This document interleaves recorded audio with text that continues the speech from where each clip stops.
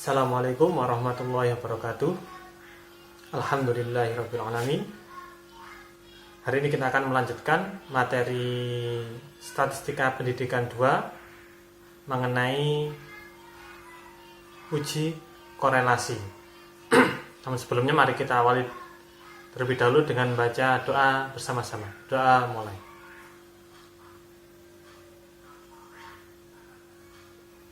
Doa selesai. Nah, gimana kabarnya hari ini? Ya, semoga dalam keadaan yang sehat walafiat. Nah, materi hari ini adalah mengenai uji korelasi non parametrik. Ya, nanti yang akan kita pelajari ada dua uji. Yang pertama adalah uji korelasi Ring-Sperman, kemudian yang kedua adalah uji korelasi Tau-Gendal.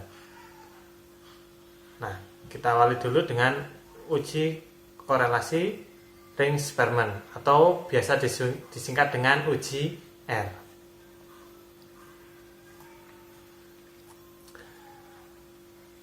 Nah, untuk mengawali uji R di sini atau uji Ring-Sperman, ya perhatikan contoh kasus berikut. Nah, kasus yang ditunjukkan di sini adalah kasus yang kemarin sudah kita bahas pada uji R person, ya, korelasi person. Nah, apa perbedaannya dengan uji Ring-Sperman kali ini? Ya, kalau mengenai data nanti yang digunakan adalah mirip dengan data yang digunakan dalam uji person, tapi ada beberapa yang harus dihilangkan karena memang tidak memenuhi di uji Sperman ini. Nah, kalau menggunakan uji person di sini tadi ada 3 variabel, yaitu relaksasi, motivasi, dan prestasi. Nah, kalau relaksasi dan motivasi di sini adalah nilainya diambil dari angket atau kuesioner. Sedangkan untuk prestasi di sini diambilnya adalah dari nilai siswa ketika pembelajaran. Nah, ya, karena dari variabel inilah maka menggunakan uji person. Nah, perbedaan dengan uji Sperman adalah, nah, kalau menggunakan uji Sperman maka data yang diambil dari nilai tadi atau prestasi itu adalah dihilangkan. Ya, kenapa datanya dihilangkan? Ya, karena jenis datanya berbeda dengan jenis data pada variabel relaksasi dan motivasi. Kalau prestasi itu adalah bentuknya ordinal atau rasio, sedangkan kalau relaksasi atau motivasi itu bentuknya adalah apa?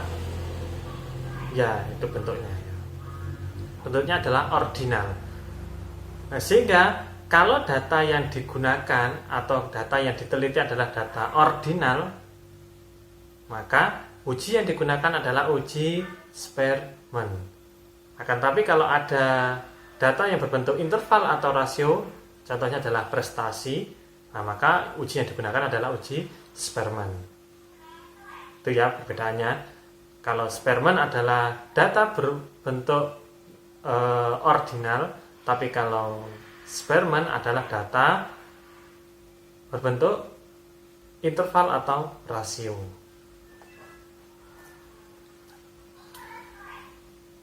Seperti uji person kemarin, yaitu uji korelasi Sperman itu juga membandingkan variabel apakah saling bebas atau terikat atau saling berhubungan. Berarti menguji tentang keterkaitan antar variabel.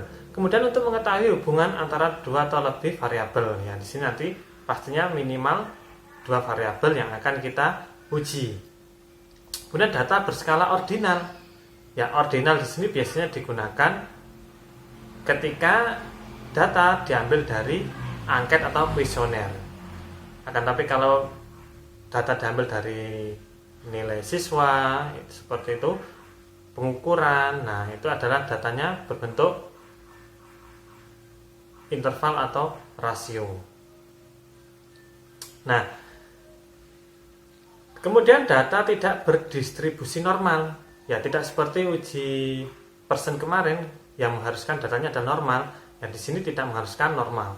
Kenapa? Karena yang digunakan adalah uji non parametrik, sehingga tidak perlu diuji kenormalan data terlebih dahulu.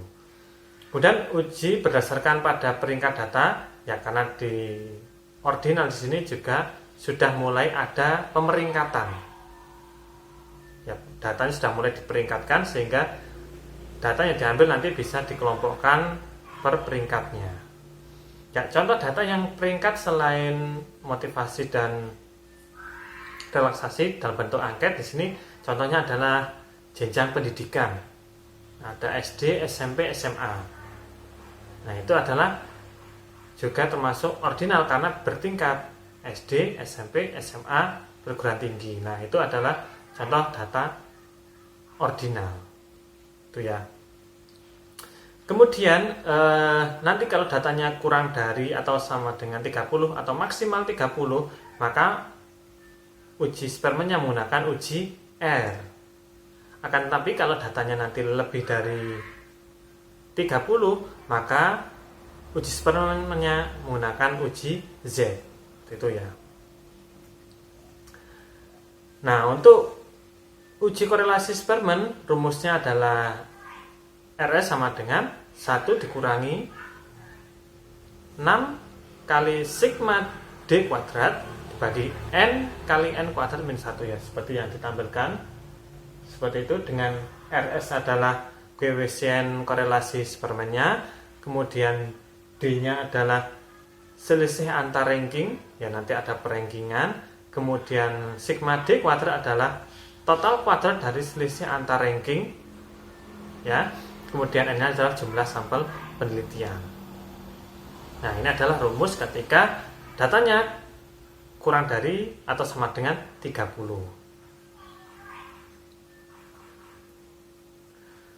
Nah, untuk menentukan nilai D kuadrat nanti data dibuat seperti ini ya, ditabelkan. Ya, ini ada dua variabel, yaitu variabel X dan variabel Y ya. Nah, ini adalah sama-sama berasal dari angket ya, dari angket Y dan angket Z. Nah, ini adalah pernyataan dari variabel X, ini pernyataan dari variabel Y. Kemudian ini adalah nilai yang diisikan oleh responden. Ya, biasanya pilihannya adalah ada yang tidak pernah, pernah, jarang, sering. Nah, seperti itu ya. Itu kemudian dikonversi menjadi angka. Biasanya angkanya mungkin 1, kemudian 4, dan seterusnya. Itu ya. Kemudian 89 ini adalah contoh ya, ini contoh dari jumlah dari keseluruhan ini. Nah, ini dijumlah ketemu 89, berarti per baris itu dijumlahkan. Nah, ini saya contohkan sudah terisi 89, 90, 91, 91. Nah, ini ya. Nah, kemudian karena menggunakan Spearman tadi, maka ada perrankingan. Nah, perrankingan di sini adalah bisa dari atas atau bisa dari bawah. Yang penting antara X dan Y-nya adalah sama, itu ya. Nah, ini adalah contoh ketika saya rankingkan dari bawah. Nah, ini ada 89, 90, 91, 91. Berarti ranking pertama adalah yang 89. Ini ranking 1 atau urutan nomor 1. Nah, kemudian 90 ada nomor 2. Nah, karena 91-nya ada 2, nah berarti peringkat 3 dan 4 itu kan 91. Tapi karena sama, maka rankingnya dijumlahkan dulu. 3 tambah 4 dibagi 2. Ya. Kalau misal yang sama nanti ada 3, berarti ya peringkat 3, 4, 5 jumlahkan bagi 3. Seperti itu ya. Nah, sama halnya di Y. Karena tadi yang di Y adalah di X tadi dirankingkan dari yang bawah, berarti yang Y juga dari yang bawah. Nah, ini contohnya adalah ada 86, ada 86. Ini kan harusnya peringkat 1 dan 2, sehingga 1 tambah 2, 3 bagi 2, 1,5. Itu ya. Nah, setelah perankingannya semua sudah terisi, nah baru kita mencari nilai D-nya. D-nya adalah Rx min Ry. Nah, ini adalah 1 ini ya.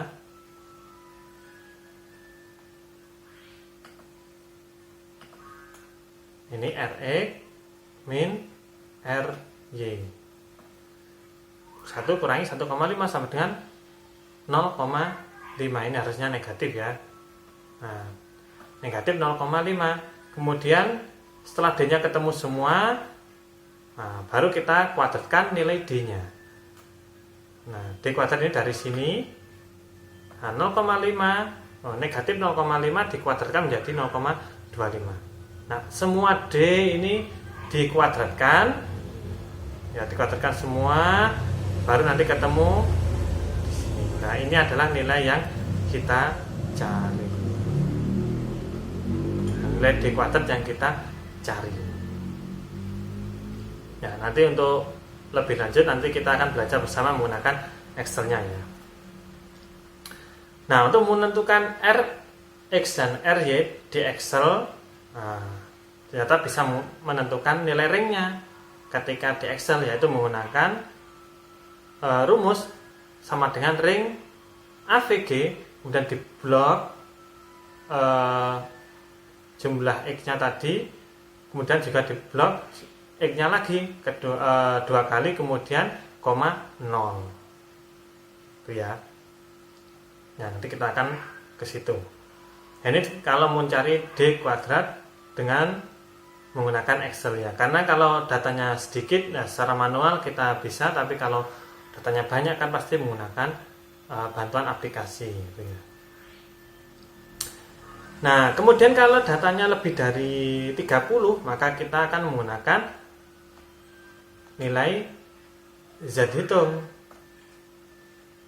Nah, Z hitung sama dengan RS kali akar N min 1. Berarti tetap kita harus mencari RS-nya dulu, dan RS itu membutuhkan D kuadrat. Berarti langkahnya tetap dari yang sebelumnya tadi, kemudian menggunakannya adalah menggunakan Z hitungnya. Itu ya. Ini kalau datanya lebih dari 30. Nah, kemudian dari hasil perhitungan tadi, hasil R hitungnya tadi, ada tabel interpretasinya. Ya, walaupun nanti ada diuji, tapi di sini juga ada interpretasinya karena mengenai korelasi ya. Nah, seperti ini. Kalau nilainya adalah 0, maka tidak ada hubungan. Kalau nilainya 0,30, maka hubungannya moderat atau cukup ya, atau sedang. Kalau antara 0,7 sampai 0,89, hubungannya sangat kuat. Dan seterusnya seperti itu ya, seperti yang ditampilkan di slide itu ya. Ini adalah kriteria atau interpretasi dari hasil R hitungnya.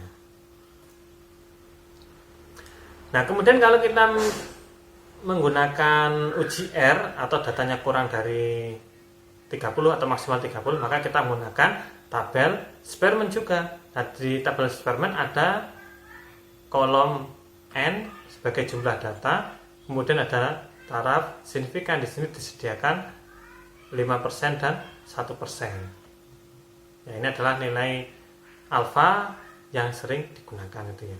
Nah, nanti tinggal dicari. Nah, misal di sini datanya N-nya ada 10. Kemudian alfanya adalah 5%. Nah, sehingga ketemu 0,6. Misal seperti itu ya. Caranya sama dengan uji yang sebelumnya. Ya, langkah ujinya ya tetap sama, ada 6 langkah. Yang pertama adalah menentukan hipotesis, kemudian alfa, kemudian menentukan daerah kritisnya, Nah, di sini kalau R hitung lebih dari R tabel maka tolak H0. Kemudian menentukan R hitung dan R tabelnya. Kemudian nomor 5 adalah membandingkan, dan terakhir adalah kesimpulan. Itu ya. Ya, sama dengan uji Z, yaitu ada 5 langkah. Yang pertama adalah hipotesis, kemudian alfa, kemudian menentukan daerah kritis. Ya, kalau Z hitung lebih dari Z tabel maka tolak H0. Kemudian menentukan nilai Z hitung dan Z tabel, kemudian membandingkan dan kesimpulan. Ya, bedanya tadi adalah di uji R adalah menggunakan tabel R dan rumusnya adalah R hitung. Kalau Z adalah menggunakan Z hitung dan menggunakan tabel Z. Itu ya.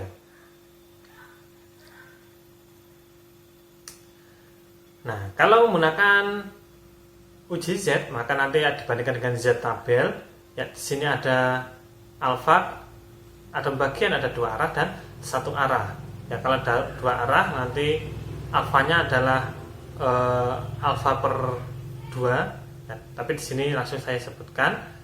Kalau nanti ujinya 2 arah, kalau alfanya 10% maka Z tabelnya adalah ini.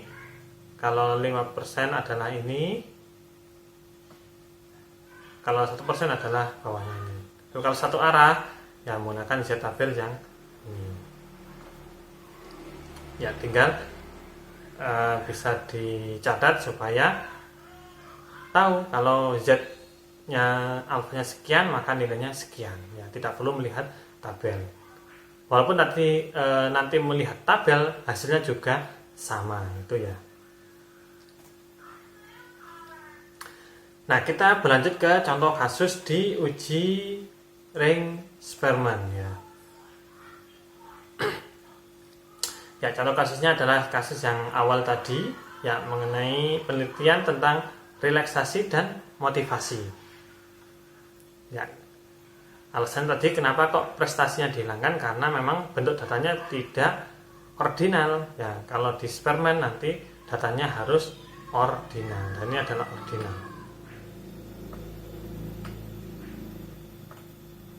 Ya, kalau ordinal itu biasanya mencarinya dengan menggunakan angket atau kuesioner, itu ya. Nah, kita uji bersama-sama. Nah, sebelum melakukan uji, kita tentukan dulu langkah-langkahnya. Ya, 1 sampai 6. Nah, kita langkah pertama adalah menentukan hipotesis dulu di awal ya. Nah, bunyi H0-nya adalah tidak terdapat hubungan antara relaksasi dan motivasi. Ya, H0-nya tidak ada hubungan, atau kalau di bahasa yang lain adalah antara relaksasi dan motivasi adalah saling bebas. Relaksasi sendiri, motivasi sendiri ya, karena tidak ada hubungan. Nah, kalau H1-nya terdapat hubungan, berarti antara relaksasi dan motivasi adalah ada keterkaitannya, itu yaitu H1-nya. Kemudian alfanya adalah saya pilih 5%. Nah, kemudian daerah kritisnya adalah jika nanti R hitungnya adalah lebih dari R tabel maka tolak H0 ya, itu ya. Kemudian langkah keempat adalah menentukan R hitung dan R tabelnya. Nah, untuk menentukan ini saya menggunakan bantuan aplikasi Excel gitu ya.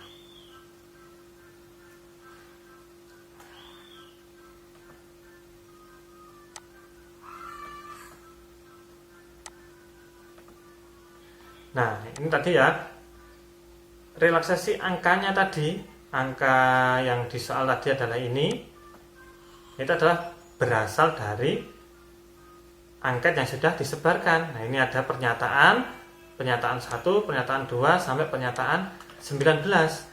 Nah, ke 19 pernyataan ini tentang relaksasi yang sudah diisi oleh 12 responden. Kemudian hasilnya ini direkap, nah kemudian dijumlahkan. Nah, ini adalah jumlahnya, kemudian ini juga dijumlahkan keseluruhan ya, sehingga memperoleh data relaksasi. Itu ya. Ya, nanti kalau Excelnya bisa dibuka. Nah, kita uji Sperman.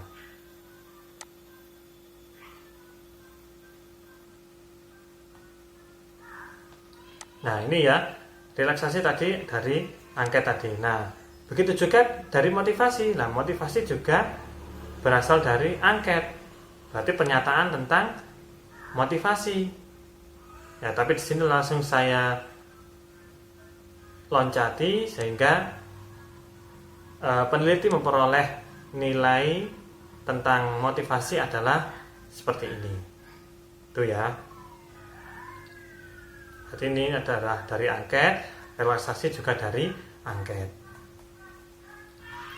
Nah, kemudian untuk menentukan R X-nya atau ring di variabel X-nya, nah kita menggunakan rumus tadi, yaitu sama dengan ya ring AVG. Ring AVG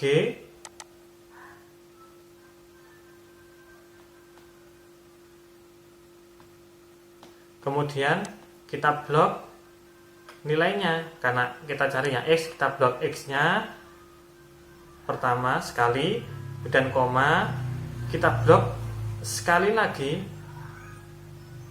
variabel X-nya. Berarti ngebloknya adalah 2 kali ya.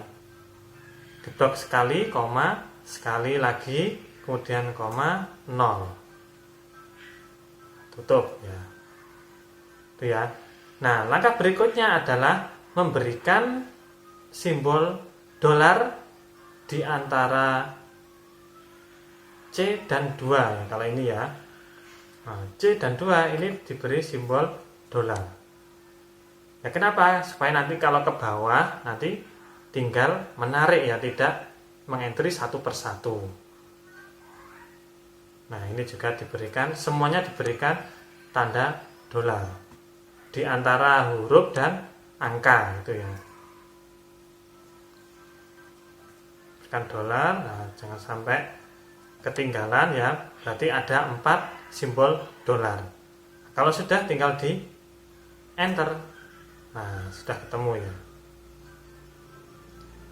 Nah, kalau ke bawah, nah tinggal ditarik nilai yang kecil ini.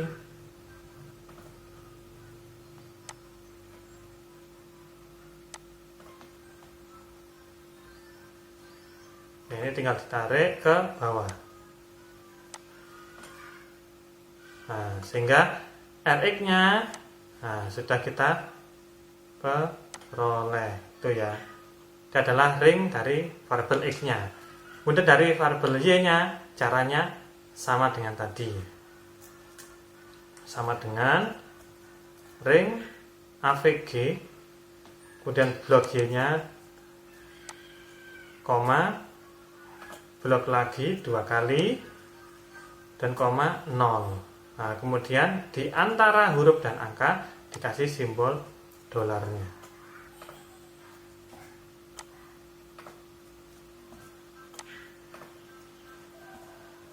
Ya, kalau sudah di enter. Nah, tinggal ditarik ke bawah. Nah, sudah ketemu nilai ranking dari yang Y. Nah, kemudian kita tentukan nilai D. D tadi adalah RX kurangi RY. Ya, berarti sama dengan RX kurangi RY. Enter. Nah, sudah ketemu, tinggal kita tarik ke bawah. Nah, kemudian kita tentukan D kuadratnya ya, sama dengan D kali ya, kali kalau di Excel adalah bintang, kali D lagi ya, 2 kali ya, karena kuadrat. Nah, tinggal kita tarik ke bawah. Nah, sudah ketemu D kuadratnya. Nah, kemudian di paling bawah di sini adalah sum atau jumlah dari ini ya, ditotalkan menggunakan perintah sum itu ya. Nah, ini adalah sudah ketemu D kuadratnya. Kalau sudah ketemu D kuadrat, tinggal dimasukkan ke rumusnya ya. N-nya ada 12. Nah, N kuadrat ya sama dengan 12 kali 12. Nah, 144. Nah, kemudian kita tentukan R spermennya. Nah, kita ikuti rumus yang ada di sampingnya itu ya. sama dengan 1 dikurangi, ya kurungnya ya 2 kali 6 kali sigma D, ini ya sigma D kuadrat, ini adalah sigma D kuadratnya, tutup kurung, dibagi, buka lagi, N, ya jangan sampai ketukar, N kuadrat, N kali N kuadrat min 1, tutupnya diikuti sebanyak itu ya. Nah, sudah ketemu ya. Jadi R spermennya adalah 0,6206 atau dibulatkan 0,62. Itu ya, kita kembali ke materi tadi ya. Kita ingat-ingat R spermennya 0,62. Nah, setelah kita menghitung R hitungnya, kita tentukan R tabelnya. Nah, R tabelnya tadi karena N-nya 12, nah ini pas 12. Alfanya 5%. Sehingga kalau dirunut, nah ya, ketemu R tabelnya adalah 0,591. Ya, berarti R tabelnya sudah dapat, R hitungnya sudah dapat. Nah, kita masukkan ke persamaan.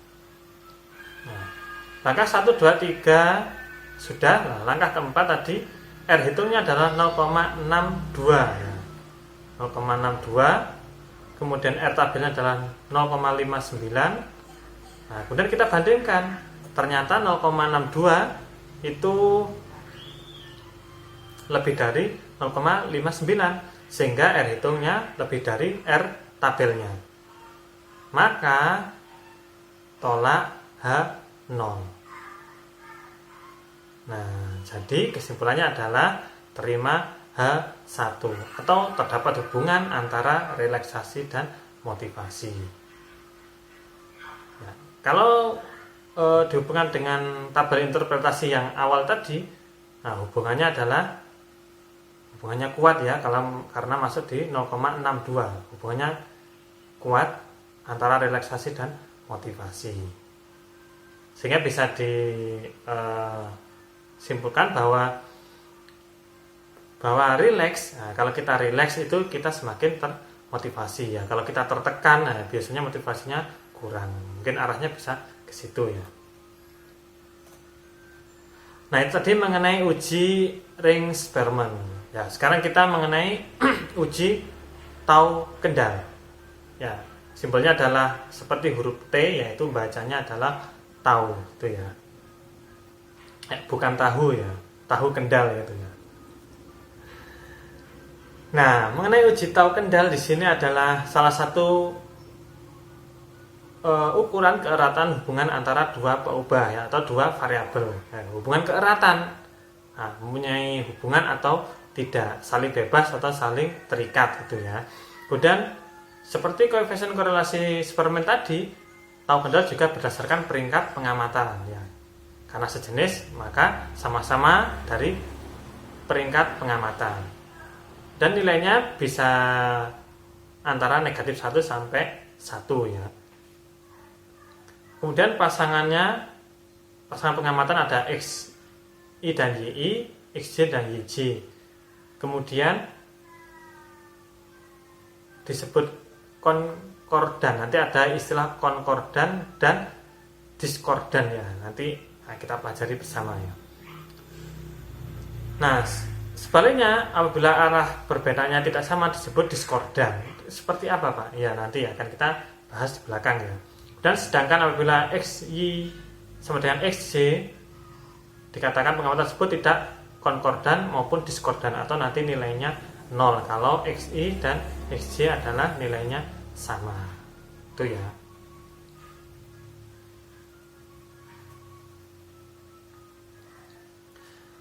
Nah, cara menguji kendal yang pertama adalah urutkan pasangan pengamatan XY dari yang terkecil hingga yang terbesar berdasarkan peubah X.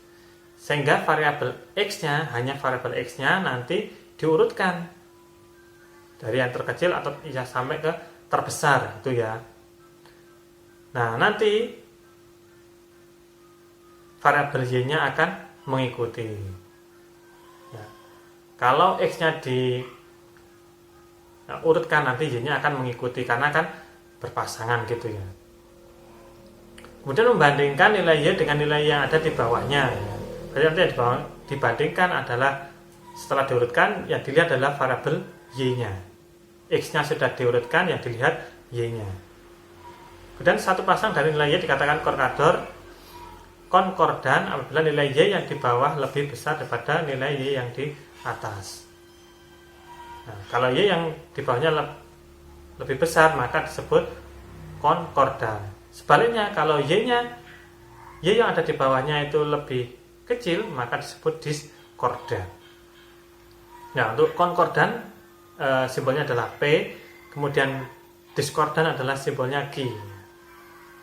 Nah, dari konkordan dan diskordan, nanti ketemu S sama dengan P min Q. Nah, ini adalah yang akan kita gunakan dalam rumus tahu kendal ya. Ya, walaupun istilahnya aneh-aneh, tapi nanti pasti kita pahami sama-sama itu ya. Nah, ini adalah langkah-langkah uji korelasinya yang uji tahu kendal. Nah, ada hipotesis. Nah, ini adalah taunya sama dengan 0, berarti ini adalah bisa dikatakan variabelnya adalah saling bebas atau tidak ada hubungan gitu ya. Kalau ini adalah T tidak sama dengan 0, berarti terdapat hubungan itu ya.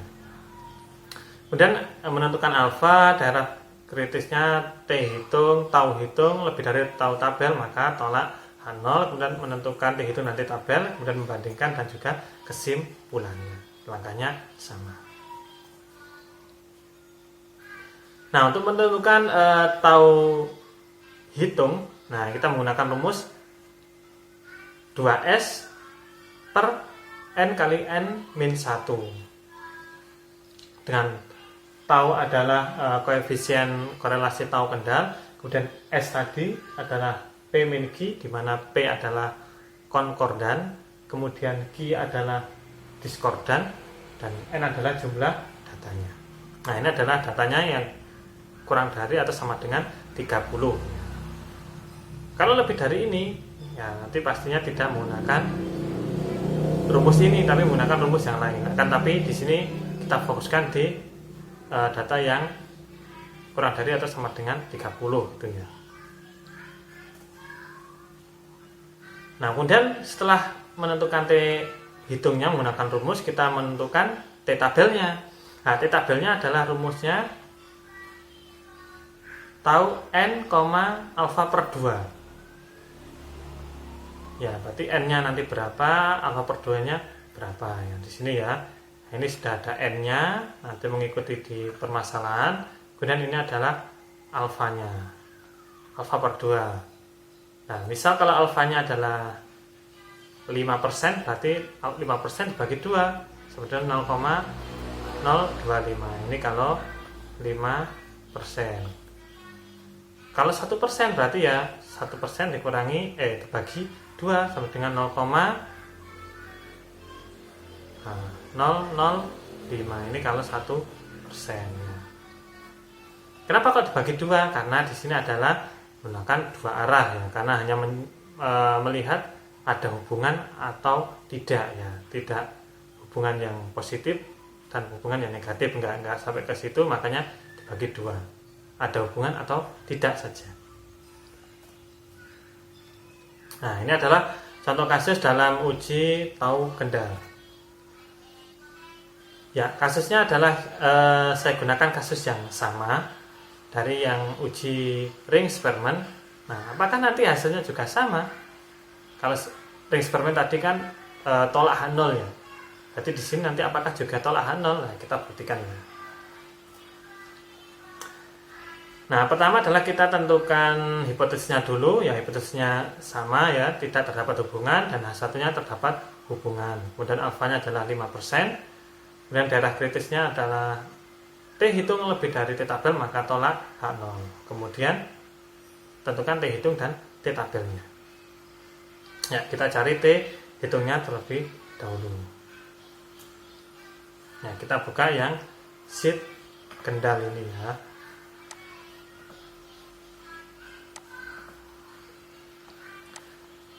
Nah, ini datanya sudah ada ya, data yang tadi ada relaksasi dan motivasi. Kemudian kita cari P-nya. Nah, sebelum kita cari P lah, kita urutkan dulu angka yang ada di variabel X. Nah, ini kita urutkan dari yang terkecil hingga terbesar. Nah, caranya adalah kita blok seperti ini, berarti mulai dari responden X dan Y. Ya, kenapa kok Y juga di blok? Ya karena ini kan satu paket. Kalau ini 75, ini 75, ini 65, 70. Karena ini kan satu responden, berarti harus juga di blok. Kemudian nah ini ya, sort, filter, dan custom sort. Nah, kita pilih yang relaksasi atau variabel X ya, variabel X, kemudian oke. Nah, sudah terurut variabel X nya 60, 65, 75, 80, 90. Nah, sudah urut variabel X nya. Nah, kemudian kita tentukan nilai P dan Q nya. P adalah konkordan, Q adalah diskordan. Nah, masih ingat konkordan itu apa? Ya, yang dilihat adalah, nah ini kalau tahu Kendal ini satu persatu ya. Nah, ini misal 65. Nah, di sini angkanya berapa? Ini karena 65, kita cari nilai Y yang di bawahnya ini. Nah, yang kita lihat adalah bawahnya. Nah, itu ada nggak yang di bawah 65? Ini kan 65 lah. Kita cari nilai Y yang di bawahnya ini apakah ada 65? Nah, karena nggak ada berarti di sini 0. Kenapa 0? Karena ketika Y-nya ada 65, di bawahnya sudah tidak ada 65. Itu ya. Nah, ini kedua, nah 70. Nah, 70 kita lihat di bawahnya apakah ada yang maaf tadi di sini ada yang lebih dari 65 ya. Ya, yang lebih dari 65 ada 1 2 3 4 5 6 7 8 9 10 11. Ya, ada 11 ya. Kalau P adalah yang lebih ya.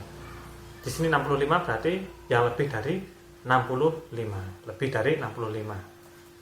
Nah, ini 70 kita lihat yang lebih dari 70 ada berapa? Nah, karena ini sama berarti nggak dihitung. Nah, ini 1, 2, 3, 4, 5, 6, 7, 8. Ada 8. Nah, 70 lagi, hitung lagi. 1, 2, 3, 4, 5, 6, 7, 8. Ada 8 ya. Yang lebih ya, yang lebih. 75 ya, yang lebih dari 75 ada berapa? 1, 2, ini enggak karena 75, 3, 4. Jadi ada 4. Dan 70 berarti yang lebih dari 70 ada berapa? 1, 2, 3, 4, 5, 6, 7. Ada 7. Nah, lebih dari 80 ada 1, 2. Ini 80 enggak dihitung ya, sama. Ada 2. Yang lebih dari 85 ada 1 saja. Yang lebih dari 75 tidak ada ya. Ini 75 saja berarti nggak dihitung. Yang lebih dari 80 ada 1. Lebih dari 88 tidak ada. Lebih dari 75 nggak ada. 75 nggak ada. Nah, berarti P atau konkordannya sudah temu. Nah, kemudian kita cari diskordannya. Nah, kalau tadi adalah nilai yang lebih, sekarang kita nilai yang kurang. Kalau P adalah yang lebih, kalau yang Q adalah yang kurang. Nah, kita 65. Ada nggak yang kurang dari 65? Karena nggak ada, masih diisi 0 ya. Nah setelah 65 di bawahnya nggak ada yang kurang dari 65. Nah 70 ada nggak yang kurang dari 70? Nggak ada ya, berarti 0. Kurang dari 70? Nggak ada. Kurang dari 75? Ada 1 saja, 1 ya. Kurang dari 70 ada? Nggak ada ya, 0. Nah kurang dari 80, 1, 2, 3, ada 3. Kurang dari 85 ada 1, 2, 3, 4, ada 4 ya. Kurang dari 75 tidak ada. Kurang dari 80 ada 2. Kurang dari 88 ada 2, 0, 0. Nah sudah ketemu ya. Jadi diskodannya sudah ketemu ya. Ingat lagi kalau P adalah nilai yang lebih, kalau Q adalah nilai yang kurang. Yang dilihat adalah Y ini ya. Nah kalau sudah ketemu P dan Q, nah kita jumlahkan. Nah jumlahnya adalah menggunakan rumus sama dengan sum, kemudian kita blok ini ya, tutup kurung, enter. Sudah ketemu. Dan ini juga sama. Nah berarti P dan Q nya sudah ketemu. Nah kalau sudah ketemu kita masukkan di sini. P nya 42, Q nya 12. Nah, S adalah, masih ingat S nya? S adalah P min Q. Itu sama dengan P kurangi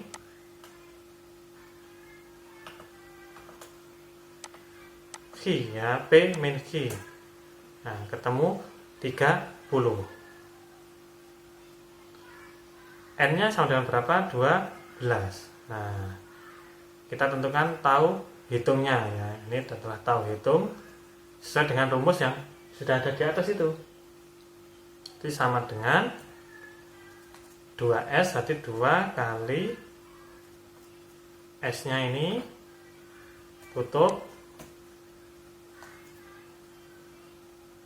N nya ini kali N min 1, N min 1, enter ya, ketemu 0,455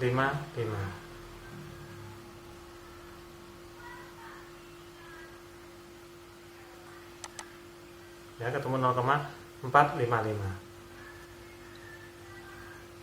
ya. Nanti yang bagian di sini nanti perlu dicermati ya.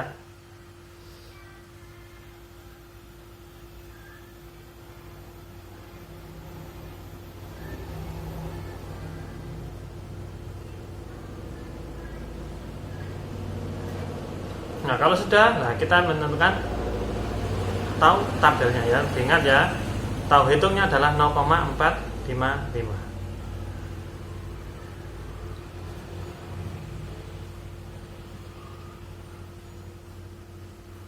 Nah sekarang nah, kita tentukan nilai T tabelnya, atau tabelnya di sini karena R-nya ada 12, kemudian tahu alfanya adalah 0,05 atau 5%, maka dibagi 2 menjadi 0,025, sehingga ketemu tahu tabelnya adalah 0,455 ya.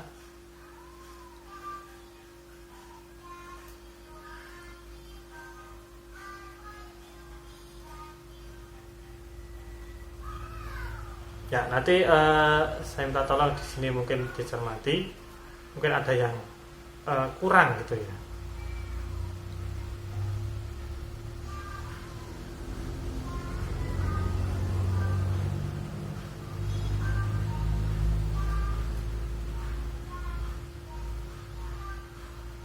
Ya, Nah, karena di sini ketemu 455 itu ya.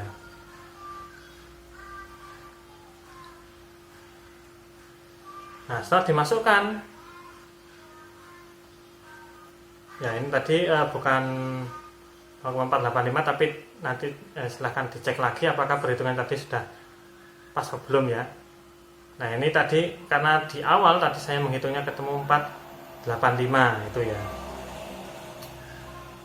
Nah, misalkan ya, misal kita pakai yang 485 saja ya, walaupun tadi kita menghitung bersama itu ketemu 455 ya.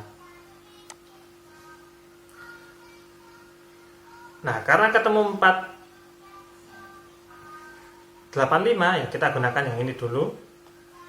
Dan T tabelnya adalah 455, maka tolak H0. Ya.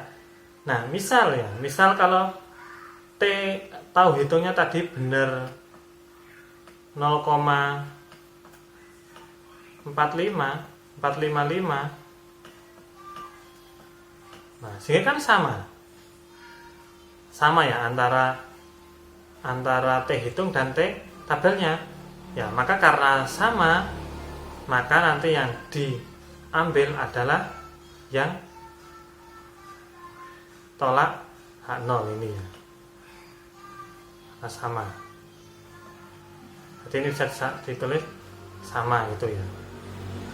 Nah, sehingga karena tolak H0, maka kesimpulannya adalah terima H1, maka terdapat hubungan antara relaksasi dan motivasi. Nah, itu adalah mengenai uji tahu kendal. Oh ya, di sini bukan Superman ya, tapi yang tahu kendal tadi ya.